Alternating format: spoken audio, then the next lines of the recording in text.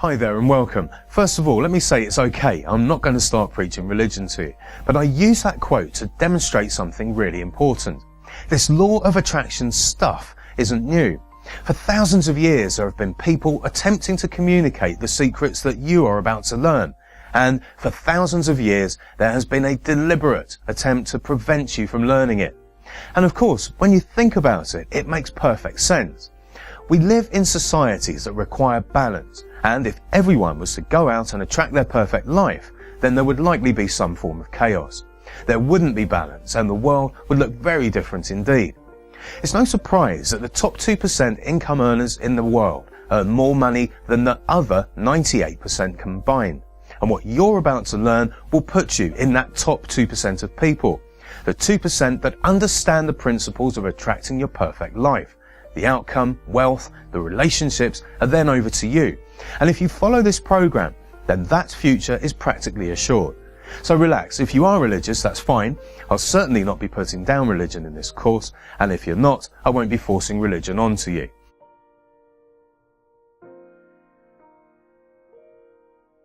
In essence, the law of attraction, or attracting your perfect life, is very simple. It's a process, and a very effective process that anyone can learn. However, you can learn this and you can understand it. The question is really, will you apply it to your own life? The truth is that you already are. You're already creating everything that you perceive right now. You're attracting the physical things in your life, the good experiences and the bad experiences, the people, the situations and the events. Everything in your life you are already attracting. Even the stuff that you think has absolutely nothing to do with you is most likely being attracted to you by you, and all through the most incredible, subtle energy source that you control, or at least you can and will soon enough. Your thoughts and your thinking. And this is something that people have been attempting to communicate to us for thousands of years. We can go back to the Buddha, who tells us all we are is the result of what we have thought.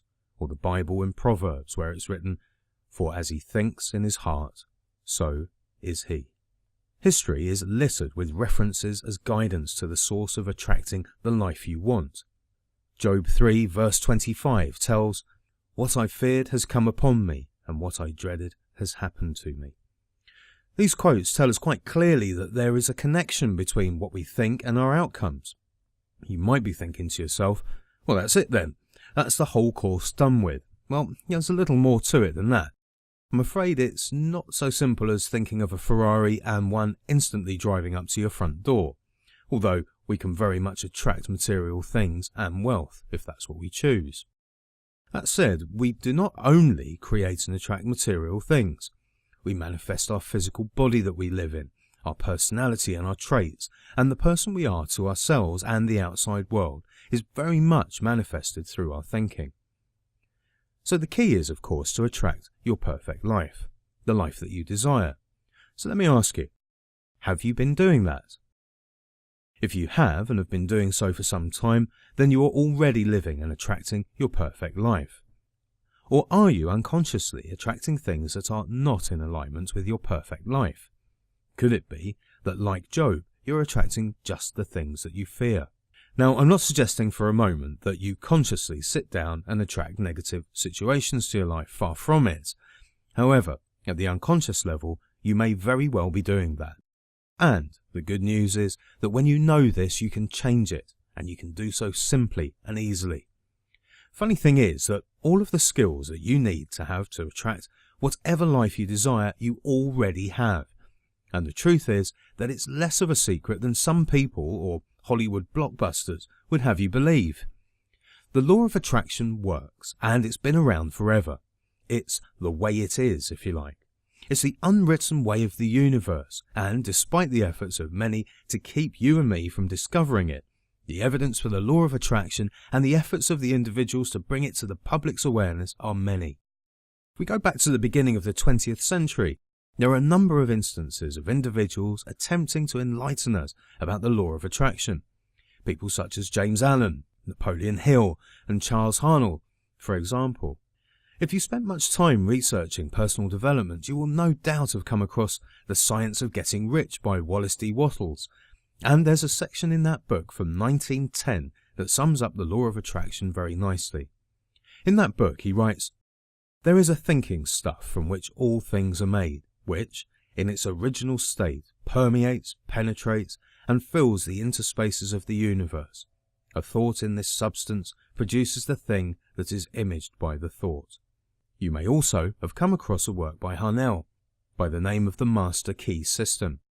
Now, this book was actually banned by the church due to its content and what it implies. Now, I'm not sure if this is an urban myth or not, but there are some folk out there who say that Bill Gates of Microsoft studied this course right before he started the company, which, if it's true, is a pretty good advert for the law of attraction.